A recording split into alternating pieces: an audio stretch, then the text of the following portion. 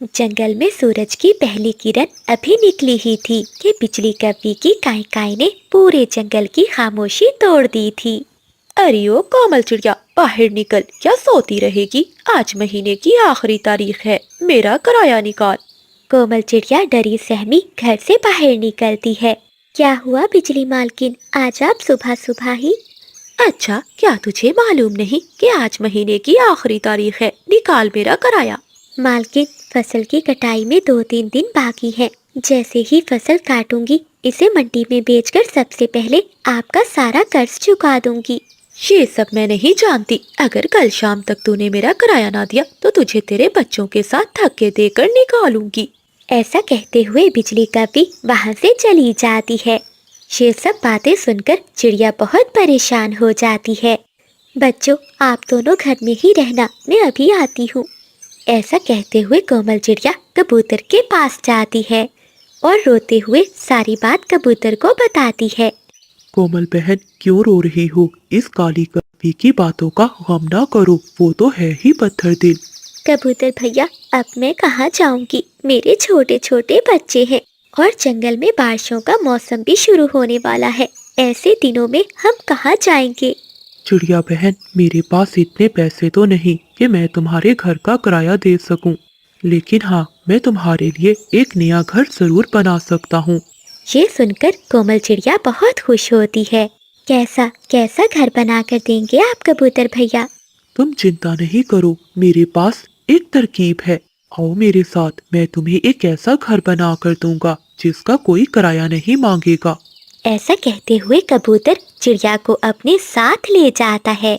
तोता चिड़िया को एक पेड़ पर ले जाता है, जहाँ बेल के साथ पेड़ पर एक बड़ा कद्दू लटका हुआ था। देखो चिड़िया बहन, इस कद्दू को मैंने कल ही देखा है। अब हमें तोते की मदद की जरूरत होगी और फिर देखना, ये कद्दू तुम्हारा महल बन जाएगा। कबूतर भैया, अगर आप मुझे इस फल में घर बना देंगे तो मैं आपको अपने फसल की कटाई पर दाना दूंगी। तभी तोता उड़ता हुआ वहां आता है। कबूतर और चिड़िया, तुम दोनों यहाँ क्या कर रहे हो? फिर कबूतर सारी बात तोते को बताता है। हाँ तोते भैया, मैं बिजली के किराए के घर में रहती हूँ।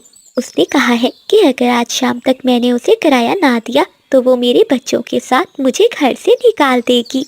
चिड़िया बहन, मुझे सब अच्छे से याद है, ये घर तुम्हारे भाई का था, लेकिन उस काली कफी ने इस घर पर कब्जा कर लिया। अब इसलिए वो तुमसे घर का किराया लेती है। हाँ तोते, तुम मेरा साथ दो, हम दोनों मिलकर इस कद्दू को घर बनाएंगे। फिर चीकू तोता और कबूतर अपनी चोंच से उस कद्दू में सुराख करने लगते हैं। बादल जी, जाओ एक बार फिर जाकर देखो वो छोटी चिड़िया गई के नहीं। बिजली, वो चिड़िया मुझसे नहीं तुमसे ज्यादा डरती है, तुम ही जाकर देखो। अगर ना माने तो 2-4 लगा भी देना।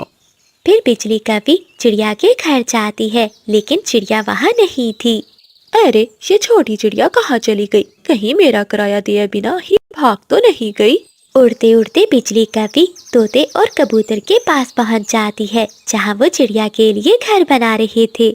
अरे ओ छोटी चिड़िया, यहाँ बैठी क्या कर रही है? लाओ मेरे घर का किराया दो। बिजली, तुम अपना घर अपने पास रखो, आज के बाद मैं वहाँ नहीं जाऊंगी और पहले मैंने ही एडवांस में किराया दे दिया था। क्या कहा? किराया तो तुम्हें देना ही होगा।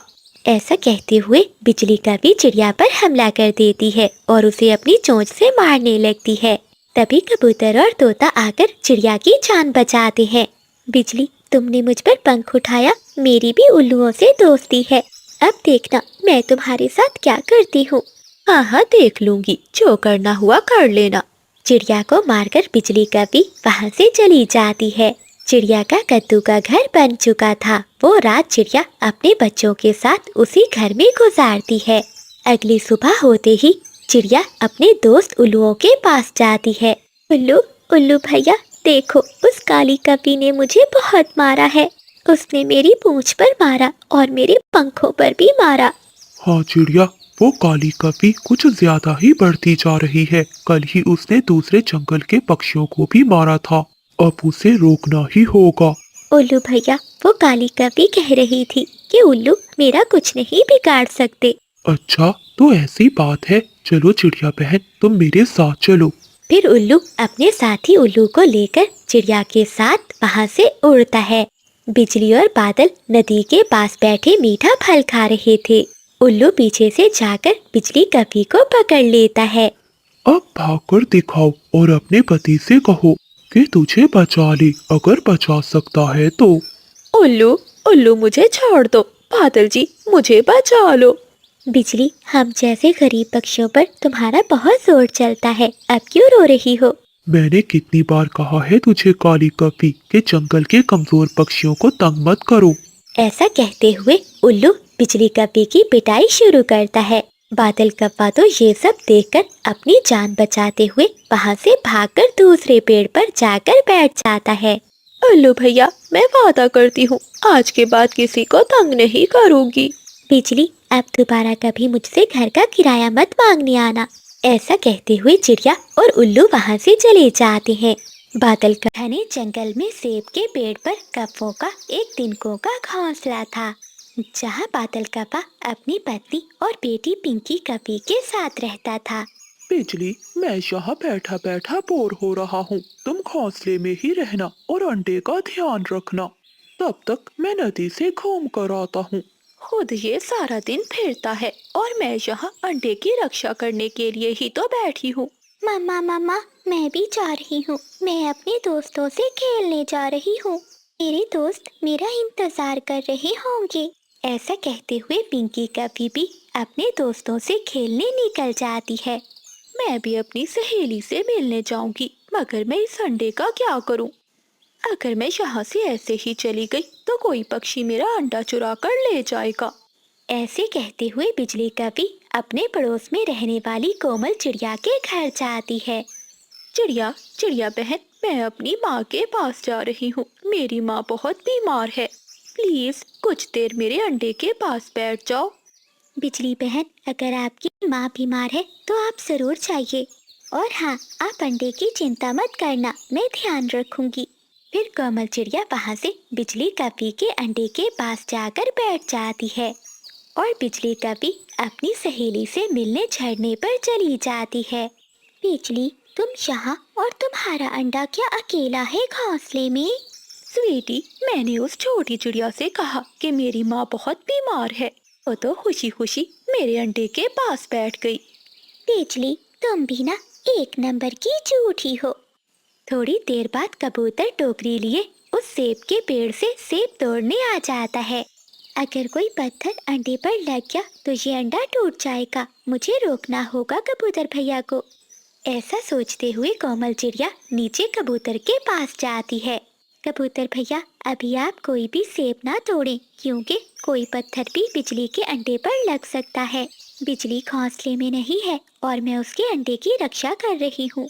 ठीक है कोमल बहन, मैं नीचे गिरे हुए सेब ही चुन लेता हूँ। बिजली अपनी सहेली के साथ झरने पर बैठी हुई है, जब वो आ जाए तो मुझे बता देना, मैं फिर सेब तोड़ लूंगा। क्या कबूतर भैया, ये आप क्या कह रहे हैं? बिजली तो मुझे बोलकर गई है कि उसकी माँ बीमार है। लगता है चिड़िया बहन कपी ने तुमसे झूठ बोला है। वो तो कई घंटों से झरने पर बैठी अपनी सहेली के साथ गप्पे लड़ा रही है। फिर कबूतर अपनी टोकरी में नीचे गिरे हुए सेब लेकर वहाँ से चला जाता है और कोमल चिड़िया फिर से घोंसले में जाकर बैठ जाती है। थोड़ी ही देर बाद पिंकी कपी अपनी सहेली को लेकर उस पेड़ के नीचे आ जाती है। मुन्नी रुको, मैं तुम्हें अभी अपने पेड़ से मीठे सेब खिलाती हूँ।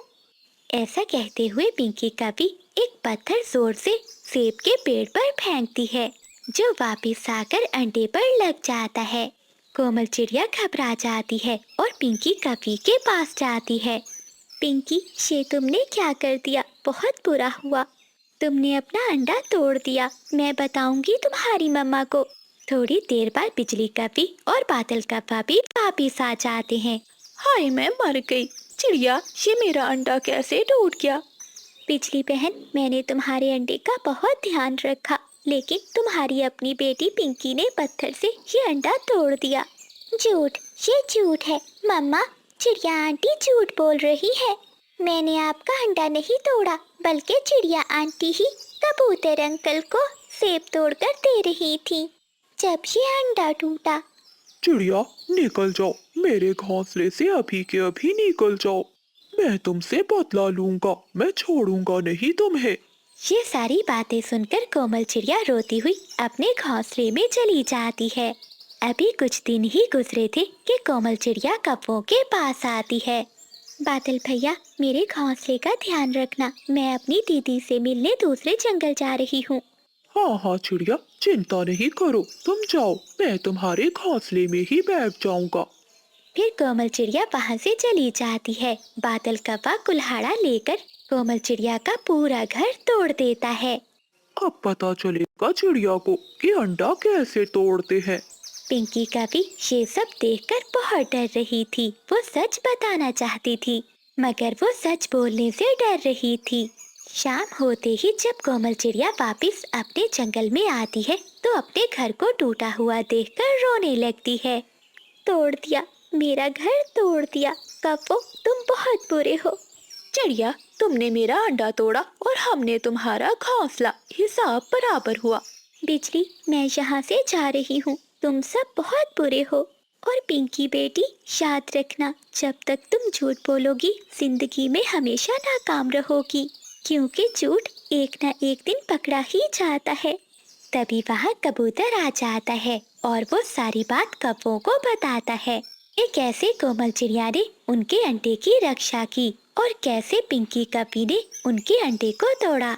पिंकी कपी डर की मारी वहाँ से भाग जाती है। चिड़िया बहन, मुझे माफ कर दो, मैं बहुत शर्मिंदा हूँ। कौवो, मैंने तुम सबको माफ किया, लेकिन अब मैं यहाँ नहीं रहूंगी। मैं किसी अच्छे पड़ोसी के पास ही जाकर रहूंगी। इतना कहते हुए कोमल चिड़िया रोती हुई वहाँ से चली जाती है। तो प्यारे दोस्तों, इस कहानी को लाइक, चैनल को सब्सक्राइब और अपने दोस्तों के साथ शेयर करना मत भूलिएगा। आपका धन्यवाद। कुछ घाव समय के साथ साथ भर जाते हैं, लेकिन माँ से बिछड़ने का दुख वो है जो आत्मा को खा जाता है। कोमल चिड़िया की जिंदगी इसी समय रुक गई थी जब इसकी माँ इसे अकेला छोड़कर चली गई। आकाश चिड़ा, जो अपनी बेटी की उदासी बर्दाश्त नहीं कर पा रहा था, एक ऐसे फैसले की तरफ बढ़ रहा था जो इसका घर बसा देता या सब कुछ राख कर देता। कोमल बेटी, कब तक ऐसे अकेली बैठी रहोगी? तुम्हें एक माँ के प्यार की जरूरत है और मुझे एक सहारे की। कल बिजली कभी आ रही है, वो तुम्हारी नई माँ होगी। बाबा, क्या वो मुझे मेरी सगी माँ जैसा प्यार देगी? हाँ बेटा, वो तुमसे बहुत प्यार करेगी। उसकी भी एक बेटी है, वो तुम्हारे जितनी है। तुम दोनों मिलकर खुश रहना। अगली सुबह सूरज की पहली किरण के साथ बिजली कभी अपनी बेटी पिंकी को लेकर वहां पहुंच जाती है। बिजली कभी पूरे जंगल में अपनी लालच की वजह से मशहूर थी। इसे पता था कि आकाश एक भोला भाला मेहनती चिड़ा है, जिसने अपनी मेहनत से ढेर सारा सोना और अनाज जमा कर रखा है। वो ममता का निकाब पहनकर इस घर को लूटने आई थी। आकाश जी, देखो मैं कोमल के लिए क्या लाई हूँ। आज से ये घर मेरा है और कोमल मेरी बेटी है। मेरी पिंकी और ये कोमल दोनों मिलकर खेलेंगी। मुझे तुम्हारी कसम, मैं तुम्हारी बेटी की आंखों में एक भी आंसू नहीं आने दूंगी। पास बैठा मिठू तोता बिजली को देखकर बोलता है, आकाश भैया, कपी और चिड़े का जोड़ नहीं बनता। पानी और आग का रिश्ता मत जोड़ो, पछताओगे। अरे तोते जी, अपनी अकल अपने पास रखो। मैं यहाँ प्यार बांटने आई हूँ, तुम्हारी बातें सुनने नहीं। फिर आकाश चिड़ा बिजली का भी उसकी बेटी पिंकी को लेकर अपने घर के अंदर चला जाता है। शादी के कुछ दिन बीतते ही घर का नक्शा बदल जाता है। शेर की खाल पहन लेने से गिद्दड़ शेर नहीं बन जाता। जैसे ही आकाश चिड़ा दाना लेने दूर जाता है तो बिजली का भी मलका बन जाती है। कोमल, जो शहजादियों की तरह रहती थी, अब अपने ही घर में एक नौकरानी बन चुकी थी। कोमल चिड़िया अपने घोंसले में सोई हुई थी। तभी बिजली का भी आकर चिड़िया को लात मारती है और उठाती है। ओए महारानी, उठ जा, जाकर नदी से ठंडा पानी ला और मेरी बेटी पिंकी के परों को साफ कर। और हाँ, खबरदार, अगर आकाश को कुछ बताया तो तेरी जुबान काट दूंगी। देखो माँ, ये काली चिड़िया कितनी गंदी लग रही है। इसे कहो मेरे लिए शहद भी ढूंढ कर लाए, मुझे भूख लगी है। कोमल चिड़िया चुपचाप वहाँ से चली जाती है। वो नदी के किनारे बैठकर रोने लगती है। तभी बुलबुल कबूतर वहाँ आते हैं। कोमल, ये तुम्हारी कैसी हालत हो गई है? तुम्हारी आंखें भी सूजी हुई हैं और शरीर पर भी बहुत घाव है। क्या तुम्हें बिजली ने मारा है? हाँ चिड़िया, सच बताओ, बुलबुल सब ठीक कह रही है। हमें तुम्हारी हालत देखकर सब मालूम हो रहा है। हम सब ये बातें आकाश को बताते हैं। ये कभी तो हमारे जंगल के सुकून को बर्बाद कर रही है। नहीं दोस्तों, अगर पापा को पता चला तो वो टूट जाएंगे। वो बिजली पर बहुत भरोसा करते हैं। ऐसे ही कुछ दिन बीत जाते हैं। आकाश की तबीयत भी खराब हो जाती है और वो घोंसले में लेट जाता है। मैं सब सह लूंगी, बस पापा खुश रहे। पिंकी, आकाश ने अपना सारा सोना अपनी बेटी कोमल को दे रखा है। जब तक ये कोमल जिंदा है, आकाश वो सोना मेरे नाम नहीं करेगा। कल सुबह हम इसे अंधी खाई में भेजेंगे। वहाँ एक पुराना दुश्मन सांप रहता है, वो इसका काम तमाम कर देगा।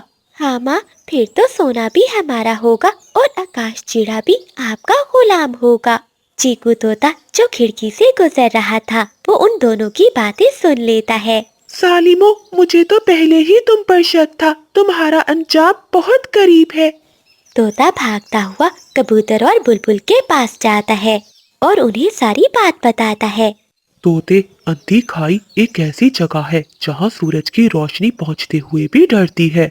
हाँ, झाड़ियाँ इतनी घनी है कि रास्ता नजर नहीं आता। अगर चिड़िया वहाँ चली गई तो उसका वापिस आना बहुत मुश्किल है। अब हम सबको ही कुछ करना होगा। देख कोमल, अगर तू अपने पिता की जान बचाना चाहती है तो तुझे अंधी खाई में जाना ही होगा। जरा देख तो अपने पिता की हालत। उल्लू वैद ने मुझे बताया है कि वहाँ एक नीला फूल है। अगर तू उस काली खाई से वो नीला फूल ले आई तो तेरे बीमार बाप का इलाज हो सकता है। कोमल चिड़िया अपने पिता की जान बचाने के लिए कुछ भी कर सकती थी। वो कुछ भी सोचे बिना वहाँ से उड़ जाती है। अंधी खाई में मौत के साए मंडला रहे थे। कोमल जैसे ही एक झाड़ी के पास पहुँचती है तो इसे दो चमकती हुई आंखें नजर आती हैं, जो अंधेरे में किसी भूखे शिकारी की तरह इसे घूर रही थीं। वो एक बहुत बड़ा काला सांप था, जिसे बिजली कपी ने पहले ही अंडे और सोने का लालच देकर वहाँ बुलवाया था। अरे, ये नीला फूल कहाँ है? बाबा के पास समय बहुत कम है, मुझे जल्दी करनी होगी। नन्ही चिड़िया, तुझे फूल नहीं बल्कि अपनी जिंदगी की आखिरी सांसें मिलने वाली है। बिजली ने ठीक कहा था, इस चिड़िया का मांस बहुत नरम होगा। एक झाड़ियों के पीछे छुपी बिजली कपी और उसकी पिंकी ये सब तमाशा देखने के लिए आई हुई थी। देखा पिंकी, अब ये मर जाएगी और फिर सारा खजाना हमारा होगा। जैसे ही काला नाग चिड़िया पर हमला करने लगता है तो आसमान से एक तेज चीख सुनाई देती है। चीकू तोता, कबूतर और बुलबुल वहाँ आ जाते हैं। तोते के पंखों में एक जलती हुई मशाल थी। तोता मशाल सांप के आगे फेंक देता है। सांप आग से डरकर पीछे भाग जाता है और एक झाड़ियों में घुस जाता है। बिजली और पिंकी के पीछे आकाश भी आ जाता है। उसे तोते ने सारी बात बता दी थी। वो उन दोनों को पकड़कर सभी पक्षियों के सामने लाता है। बिजली, ये है तुम्हारी सच्ची ममता। तुम मेरी बेटी को इस जहरीले नाग के सामने फेंककर तमाशा देख रही हो। बिजली कभी झूठे आंसू बहाने का नाटक करती है। नहीं नहीं आकाश, ये तोता और कबूतर आपको भड़का रहे हैं। मैं तो यहाँ कोमल को बचाने के लिए इस सांप से लड़ रही थी। तोता गुस्से में आकर कहता है, चुप कर जाओ काली कपी, मैंने तुम्हारी सारी साजिश अपने कानों से सुनी थी। तुमने सोना हासिल करने के लिए इस मासूम चिड़िया की जिंदगी का सौदा किया। बिजली, मैंने तुम पर भरोसा किया, लेकिन तुम मेरे भरोसे के लायक नहीं निकली। अपनी बेटी को लेकर ये जंगल छोड़कर चली जाओ। उसके बाद मेरे घर में तुम्हारी कोई जगह नहीं। ऐसा कहते हुए वो सभी पक्षी वहाँ से चले जाते हैं। बिजली और पिंकी वहाँ अकेली थी। सांप जो भूखा था वो बिजली की तरफ आता है और वो बिजली को दबोच लेता है। पिंकी अपनी जान बचाने के लिए वहाँ से भाग जाती है। सस सांप, मुझे मत खाओ। मैं तो तुम्हारी दोस्त हूँ ना। मुझे भूख लगी है, क्या दोस्त और क्या दुश्मन। अब तू कभी मेरे पेट की भूख मिटाएगी। ऐसा कहते हुए सांप बिजली कपी को मारकर खा जाता है। बिजली ने कोमल के लिए जो खड्डा खोदा था, अब वो खुद उसमें गिर गई थी। बेटी, मुझे माफ कर दे। मैंने तुझे माँ देने के चक्कर में तेरा जीना हराम कर दिया था। मुझे क्या मालूम था कि वो कभी तुम्हारे साथ इतना बुरा व्यवहार करेगी। बाबा, आप ठीक हो जाएं, मेरे लिए यही बहुत बड़ा खजाना है। दोस्तों, याद रखें, रिश्ते कागज के टुकड़ों या सोने के सिक्कों से नहीं बनते। धोखा और फरेब की इमारत एक न एक दिन गिर जाती है। सच्ची ममता वो नहीं जो जन्म दे, बल्कि वो है जो हिफाजत करे। कोमल के सब्र और इसके दोस्तों की वफादारी ने साबित कर दिया कि नेकी का रास्ता कठिन जरूर है, लेकिन मंजिल हमेशा सुंदर होती है। बिजली बेटी, जरा बाहर तो आकर देख, मौसम कितना सुहाना है। आ रही हूँ माँ, देखो तो आज मैंने ये काला चश्मा पहना है, कैसी लग रही हूँ मैं। बेटी, उधर नहीं इधर देखो, मैं यहाँ खड़ी हूँ। अरे वाह वाह, मेरी बेटी तो ऐसे लग रही है जैसे आसमान से कोई काली परी उतरी हो। उसी समय बादल का पा वहाँ से गुजरता है। वो बिजली को देखकर वहीं रुक जाता है। वाह वाह, क्या अदाएं हैं। ऐसा लगता है जैसे ये हसीना बस मेरे लिए ही बनी है। ऐसा सोचते हुए बादल का पा बिजली कपी के पास आता है। माँ जी, नमस्ते। इसी जंगल के नदी के उस पार वाले आम के पेड़ पर मेरा बहुत बड़ा घर है। मैं आपकी सुंदर बेटी का हाथ मांगने आया हूँ। हाथ? बादल बेटे, मेरी बेटी जंगल की सबसे सुंदर कवि है, शहजादी है शहजादी। इसे देखने के लिए दूसरे जंगल के अमीर अमीर काफे लाइन लगाकर खड़े होते हैं। तुम्हारे पास क्या है? माँ जी, मेरे पास पूरा आम का बाग है। मैं वादा करता हूँ कि बिजली को कभी जमीन पर पाँव नहीं रखने दूंगा। अच्छा तो ठीक है, लेकिन मेरी एक शर्त है। मेरी बेटी को अंधेरा बिल्कुल पसंद नहीं। अगर तुझे मेरी बेटी से शादी करनी है तो तुझे जंगल के सबसे ऊंचे पहाड़ से जादुई जुगनू लाना होगा। वो जुगनू जिसकी रोशनी कभी खत्म नहीं होती। परंतु माँ जी, ये तो बहुत खतरनाक है। वहाँ तो बूढ़ी चील रहती है। तो फिर रिश्ता कैंसिल। मेरी बेटी तो किसी शहजादे कपे के घर ही जाएगी जो इसके लिए चांद तारे लाएगा। नहीं नहीं माँ जी, बिजली से शादी तो मैं ही करूँगा। ठीक है, मैं जाऊँगा। इतनी सुंदर कवि के लिए तो मैं शेर की मूछें भी तोड़ कर ला सकता हूँ। ऐसा कहते हुए बादल का पा वहाँ से चला जाता है। माँ जी, तुमने क्यों नहीं बताया कि मैं अंधी हूँ और देख नहीं सकती? बेटी, अगर मैं उसे बता देती तो वो कभी तुझसे शादी ना करता। जैसे पहले 100 कव्वे तुझे रिजेक्ट करके गए हैं, ये कव्वा तेरे लिए परफेक्ट है। इसलिए तो मैंने इसे यहाँ से दूर भेजा है, ताकि उसे पता ना चले कि तू अंधी है। फिर बादल का पा चिड़िया के पास जाता है और उसे सारी बात बताता है। बादल भैया, एक बार अच्छे से छानबीन कर लेनी थी। वो कवि तो ठीक है ना? चिड़िया बहन, बहुत सुंदर है वो कवि। जब से उसे देखा है तो मैं सब कुछ भूल गया हूँ। बस अब मैं उसे पाकर ही रहूंगा। मैं जा रहा हूँ ऊंची पहाड़ी पर अपनी बिजली जी के लिए जुगनू लाने। ठीक है बादल भैया, आप आराम से जाइए। ऊपर वाला आपको सफलता दे। तब तक हम सब दोस्त मिलकर आपकी शादी की तैयारी करते हैं। फिर बादल का पा वहाँ से उड़ जाता है। वो ऊंची पहाड़ी की ओर बढ़ने लगता है। पूरा दिन उड़ने के बाद आखिरकार बादल का पा एक गार में पहुँच जाता है। गार में हर तरफ अंधेरा था। जुगनू, जुगनू भैया, आप कहाँ हो? मैं आपको लेने आया हूँ। अचानक एक चील बादल कप्पे के सामने आ जाती है। बादल कप्पा देखकर डर जाता है। कौन हो तुम और यहाँ मेरी नींद क्यों खराब की? चील, मैं बादल कौवा हूँ। मुझे जुगनू चाहिए जो सूरज की तरह चमकता है। अच्छा, तो तुझे जुगनू चाहिए, लेकिन उसके लिए तुझे मुझे कुछ देना होगा। मैं अब बहुत बूढ़ी हो गई हूँ, मांस नहीं खा सकती। मुझे जंगल से कोई मीठा फल ला कर दो, फिर ही मैं तुम्हें जुगनू दूंगी। हाँ हाँ चील माँ जी, मैं अभी आपके लिए मीठे फल लाता हूँ।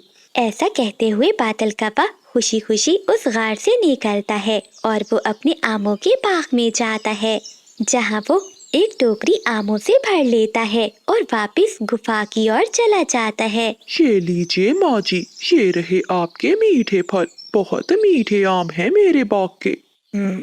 सच कहा कप्पे, ये बहुत मीठे आम है। चील माँ जी, अब मुझे वो जुगनू दे दीजिए।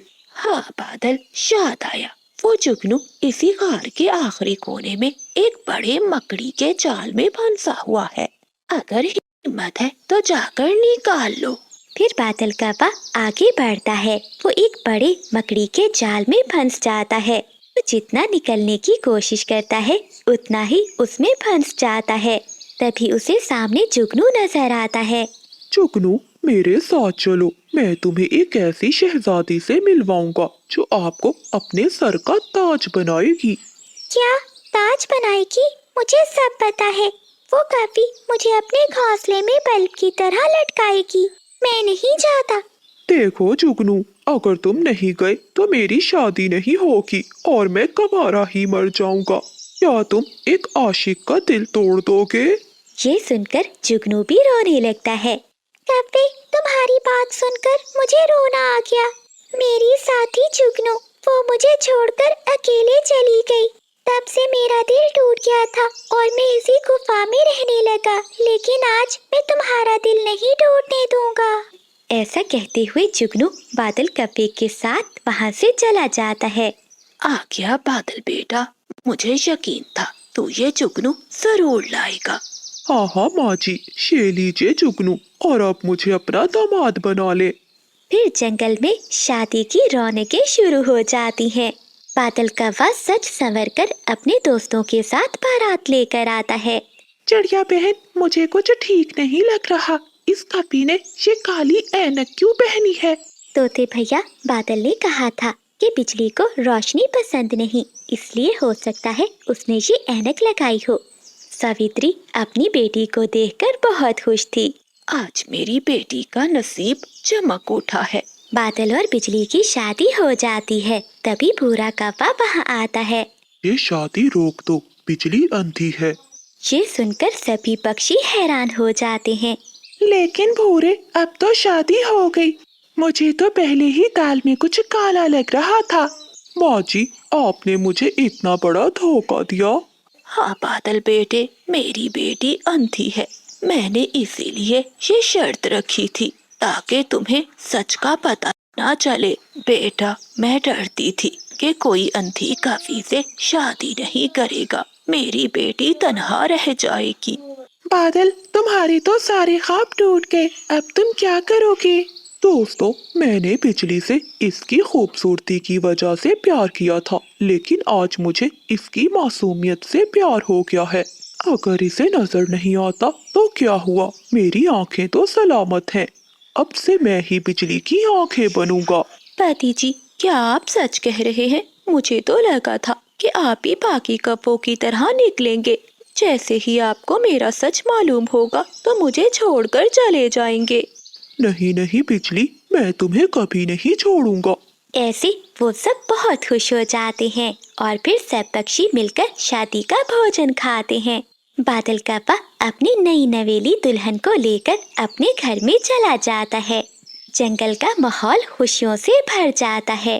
तो प्यारे दोस्तों, इस कहानी को लाइक, चैनल को सब्सक्राइब और अपने दोस्तों के साथ शेयर करना मत भूलिएगा। आपका धन्यवाद। कोमल, तुम्हारा शरीर आग की तरह तप रहा है। तुमने कई दिनों से कुछ नहीं खाया।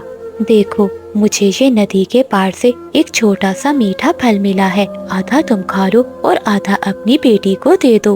बुलबुल बहन, तुम तो खुद अपाहिज हो। एक पाँव के साथ इतनी दूर उड़ने का खतरा क्यों मोल लिया? ये मीठा फल तुम खाओ, तुम्हें ताकत की जरूरत है। मेरी मीना को तो ये पूरा फल खाने से भी सुकून नहीं मिलेगा। वो 2 दिन से भूखी है। चिड़िया बहन, काश मेरी टांगे सलामत होती तो मैं इस पूरे जंगल से दाने चुन चुन कर तुम्हारी झोली में डाल देती, मगर मैं बेबस हूँ।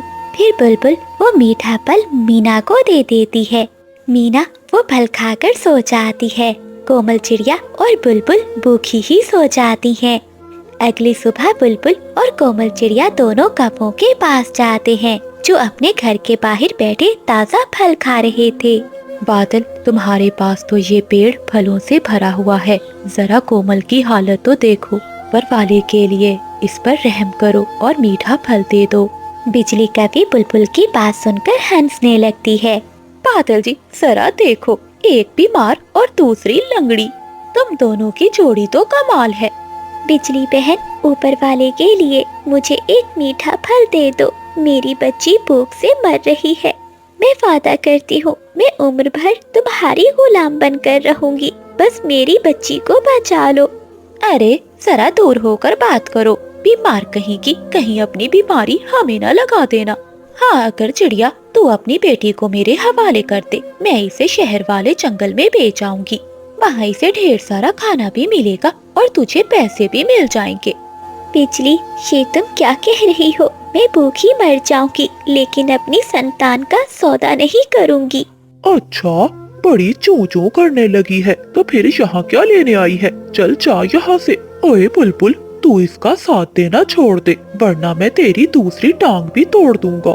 चुपचाप कौवों की बातें सुनती हुई वो दोनों वहाँ से चली जाती हैं। कोमल चिड़िया और बुलबुल जब घर लौटती हैं, तो मीना भूख से नीली पड़ रही थी। माँ, अब दर्द नहीं हो रहा, लगता है मैं सो रही हूँ। बस आप मुझे थोड़ा सा पानी दे दो। नहीं मीना, तू नहीं सोएगी। तेरी माँ अभी तेरे लिए कुछ लेकर आती है। रानो, तुम कहाँ जाओगी? तुम्हारी हालत पहले ही बहुत खराब है, तुम ज्यादा उड़ नहीं पाओगी। बुलबुल, मेरी बेटी की जिंदगी का सवाल है। अगर मैं वापस न आऊँ तो मेरी बेटी का ख्याल रखना। ऐसा कहते हुए कोमल चिड़िया रोती हुई अपने घर से निकल जाती है। वो दाने की खोज में पूरे जंगल में घूमती है। नदी के पास उसे कुछ ढेर सारे चावल बिखरे हुए नजर आते हैं। वो खुश हो जाती है, लेकिन चिड़िया जैसे ही करीब पहुंचती है तो उसे ऊपर लटका हुआ शिकारी जाल नजर आ जाता है। वो जानती थी कि ये मौत का फंदा है, लेकिन वो अपनी बेटी को याद करती है। ए ऊपर वाले, अगर मेरी जिंदगी के बदले मेरी बच्ची को दाना मिलता है तो मुझे ये सौदा मंजूर है। जैसे ही कोमल चिड़िया कुछ दाने उठाती है तो जाल चिड़िया पर आकर गिरता है और चिड़िया जाल में फंस जाती है। वो जाल से निकलने की पूरी कोशिश करती है, लेकिन वो जाल में ऐसी फंसी थी कि बाहर नहीं निकल सकती थी। वहीं से गुजरता हुआ कबूतर जब चिड़िया को देखता है तो वह आता है। चिड़िया बहन, ये तो किसी शिकारी का जाल है, निकलो यहाँ से। कबूतर भैया, मेरी बात सुनो। शिकारी आने ही वाला होगा, मैं नहीं बच पाऊंगी। ये कुछ चावल मैंने पोटली में डाल दिए हैं, तुम ये ले जाओ। ये पोटली मेरी मीना को दे देना। इसे कहना कि इसकी माँ इससे बहुत प्यार करती थी और इसे कहना कि वो उड़ना सीख ले। अब इसका इस दुनिया में कोई नहीं। कबूतर भी रोने लगता है। कोमल बहन, तुम हिम्मत मत हारो, मैं अभी किसी को मदद के लिए लेकर आता हूँ। नहीं कबूतर भैया, देर हो गई है, मेरी बच्ची का ख्याल रखना। तभी एक शिकारी वहाँ आ जाता है। कबूतर वहाँ से वो पोटली लेकर चला जाता है। शिकारी चिड़िया को पकड़कर ले जाता है। दूसरी ओर मीना भूख से न डाल थी। वो बुलबुल के पास बैठी थी। बुलबुल खाला, क्या माँ नाराज हो गई है? वो इतनी देर क्यों कर रही है?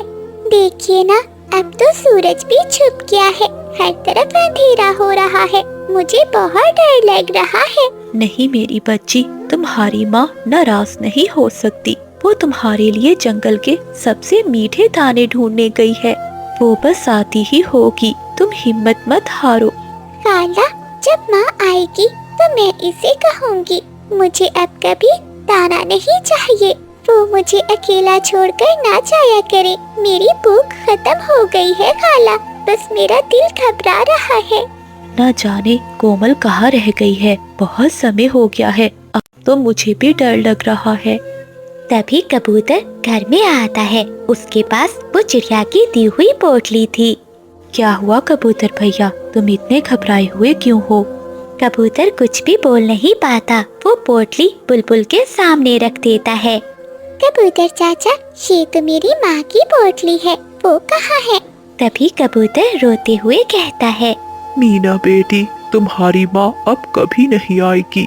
वो शिकारी के जाल में फंस गई है। उसने दम तोड़ते हुए ये पोटली मुझे दी और कहा कि इसे मेरी बेटी को दे देना। तुम्हारी माँ ने तुम्हारी जिंदगी के लिए अपनी जान दे दी है।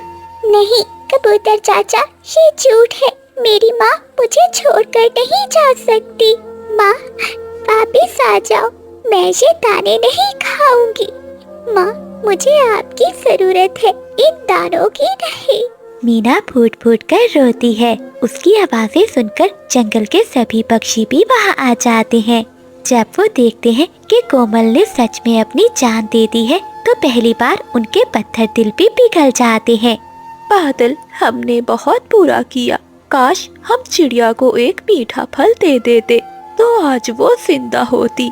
एक माँ को मौत के मुंह में धकेल दिया हमने। बुलबुल गुस्से में कहती है, बिजली, अब पछतावे से क्या होगा? तुम दोनों की बेहिसी ने एक अनाथ से उसका आखिरी सहारा भी छीन लिया। देखो, इस पोटली में अनाज नहीं बल्कि एक माँ का कलेजा है, जो इसने अपनी बेटी के लिए निकाल कर दे दिया। जंगल का मौसम अचानक बदल जाता है। तेज हवाओं के साथ साथ बारिश शुरू हो जाती है। ऐसे लग रहा था जैसे आसमान भी कोमल की ममता पर रो रहा हो। दोस्तों, माँ वो हस्ती है जो खुद तो मिट जाती है, मगर अपनी संतान पर आँच नहीं आने देती। तो प्यारे दोस्तों, इस कहानी को लाइक, चैनल को सब्सक्राइब और अपने दोस्तों के साथ शेयर करना मत भूलिएगा। आपका धन्यवाद। दूर किसी जंगल में कोमल चिड़िया जंगल की रानी थी।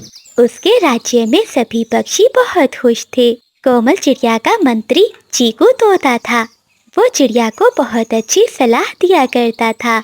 चिड़िया भी तोते से बहुत खुश थी, इसीलिए वो किसी भी मामले में तोते से सलाह किया करती थी। उसी जंगल में एक बिजली कवि रहती थी जो बहुत चालाक थी। वो चिड़िया की मंत्री बनना चाहती थी।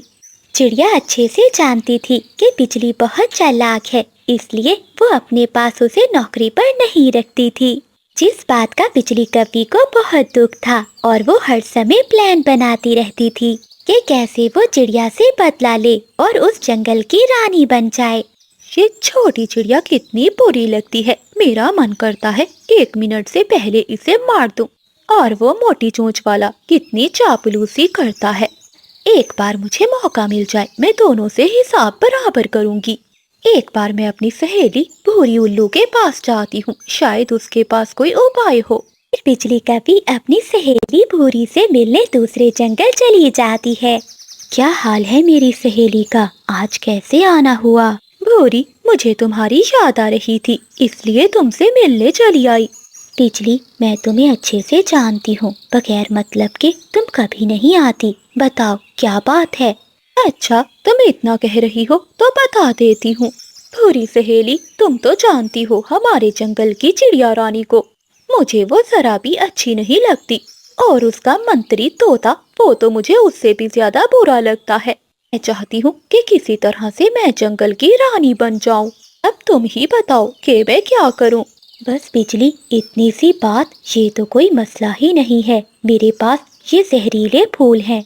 तुम ये फूल रानी के भोजन में मिला देना और इल्जाम उस तोते पर लगा देना। देखना कैसे ही दोनों तुम्हारे रास्ते से हट जाएंगे। वाह वाह सहेली, कमाल का आइडिया है। अब मैं चलती हूँ, तुम भी मेरे जंगल में जरूर आना। हाँ हाँ, जब तुम रानी बनोगी तो मैं जरूर आऊंगी। फिर बिजली कवि वो जहरीले फूल लेकर वहाँ से चली जाती है। अब मैं इन फूलों को रानी चिड़िया के भोजन में कैसे मिलाऊं? वो मोटी चोंच वाला तो हर समय सर पर सवार रहता है। पहले उस मोटी चोंच वाले को यहाँ से भगाना होगा, फिर ही मैं ये फूल चिड़िया के भोजन में मिलाऊंगी। और फिर ऐसे ही रात हो जाती है। बिजली कवि कुछ सोचती है और सो जाती है। अगली सुबह होते ही बिजली कवि सीधी तोते के पास जाती है। तोते भैया, क्या कर रहे हो? कुछ नहीं बिजली, बस मैं रानी के पास ही जाने वाला था। तुम सुनाओ, सब ठीक तो है ना? आज सुबह सुबह ही उठ गए।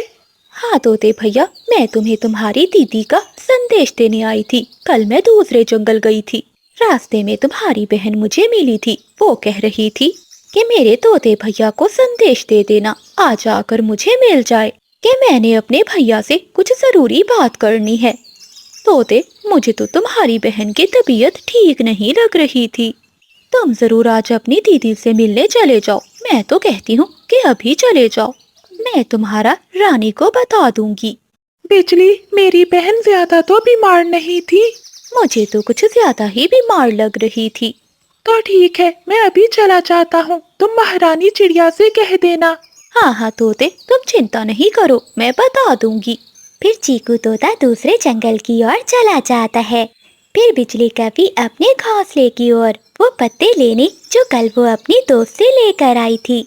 तोता जब दूसरे जंगल अपनी बहन के पास पहुंचता है तो वो बिल्कुल ठीक थी। दीदी, तुम तो बिल्कुल ठीक लग रही हो, लेकिन उस